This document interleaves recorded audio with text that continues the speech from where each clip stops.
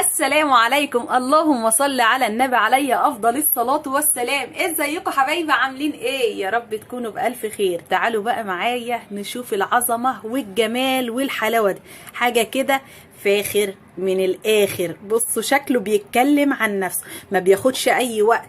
قوم اعمليه وفي ثواني هتحضريه وتفرحي ولادك بيه، ما باخدش وقت خالص ومقاديره سهلة وبسيطة، مفيش اسهل من كده. روعة والله العظيم، حاجه كده عظمه. ده طبعا شوكولاته وده بايه؟ بالفراوله.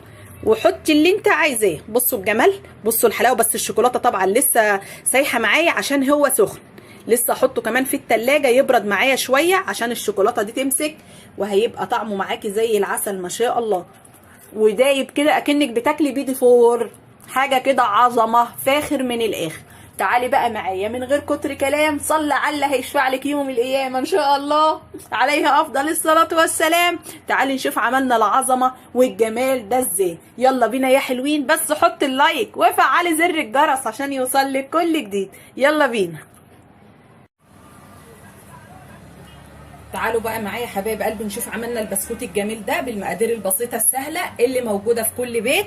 انا عندي هنا نص كوبايه سمنه، عايزه سمنه على زيت. عايزه تحطي زيت بس ماشي، عايزه تحطي سمنه بس ماشي، عايزه تحطي سمنه على زيت زي ما انا عملت كده، ايه كله شغال.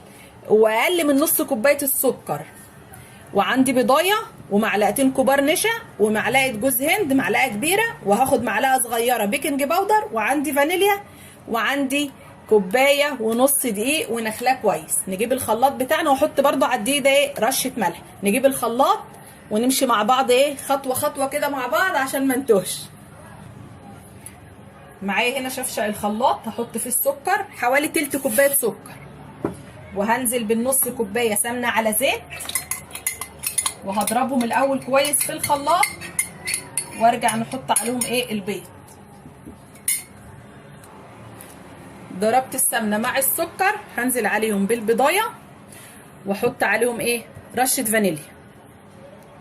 عندك فانيليا سايله ماشي، فانيليا باودر زي كده ماشي. اضربهم في الخلاط وارجع لهم. كده الخليط جاهز معايا.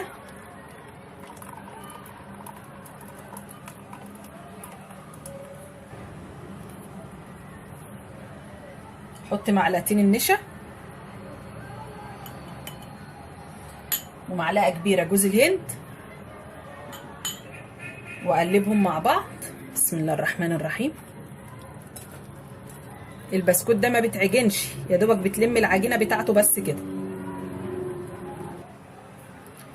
هنزل بكوبايه الدقيق واسيب النص كوبايه، ممكن ما احتاجهاش كلها.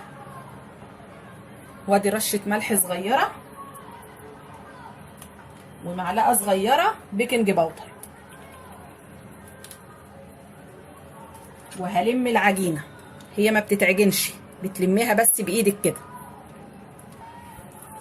طبعا هي كده لسه عايزه مني دقيق، هديلها شويه كمان، مش النص كوبايه كلها، هاخد ربع الكوبايه بس واحطها لعند ما اشوف هتاخد مني دقيق قد ايه. وممكن تضاعفي الكميه، بدل كوبايه ونص دقيق تعملي ايه 3 كوبايات، هتضاعفي كل المقادير. بصوا العجينه بتاعتنا بعد ما اتعجنت ما شاء الله عليها. عجينه كده تحس ان هي عامله زي ايه، زي عجينه البيدفور. تشكلي بقى التشكيل اللي انت عايزاه حسب الحجم اللي انت عايزاه. بس ما شاء الله عليها جميله ما شاء الله. نشوف بقى هنزينها بايه.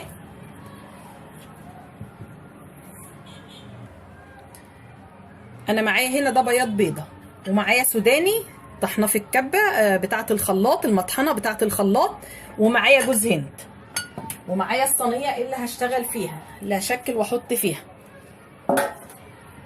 بسم الله الرحمن الرحيم. طبعا هتعملي الحجم اللي انت عايزاه، وتبططيها كده تدوسي عليها بسيط كده، وبالفرشه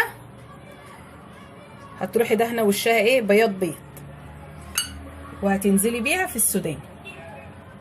عايزه تعملي سوداني بس تعملي جوز هند وسوداني، اللي انت عايزاه اعمليه.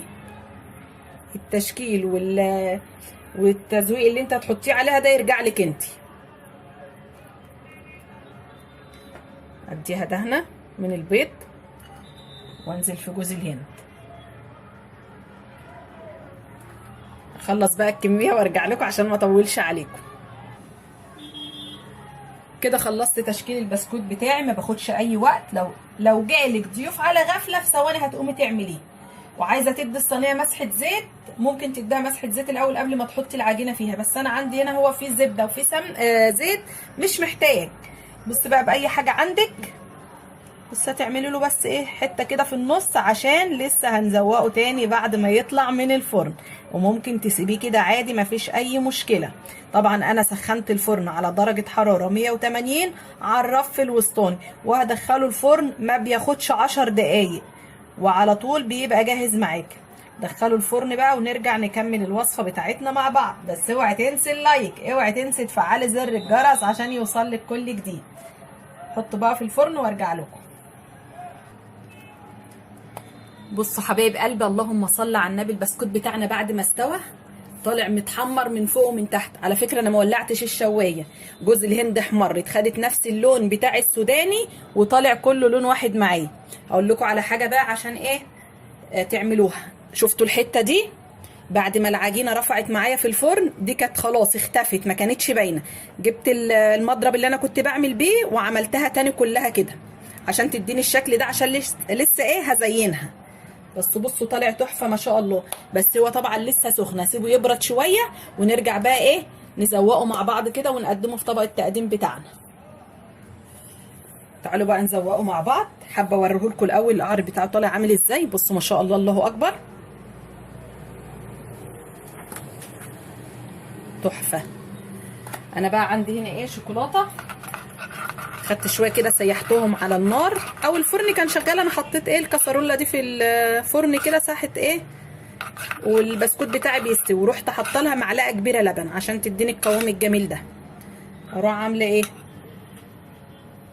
ممكن تستغنى عن الخطوه دي خالص. شويه شوكولاته كده عامل زي السابليه، وبسكوت حلو قوي وسهل ومقاديره بسيطه. ممكن نحط مربى كمان.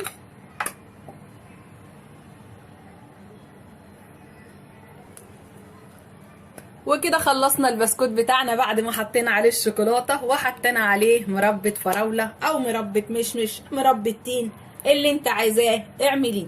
وده كان الفيديو بتاعي معاكم النهارده، يا رب يكون عجبكم. بس ما تنسيش تحط اللايك، ما تنسيش تفعلي زر الجرس عشان يوصلك كل جديد، واترككم في رعايه الله.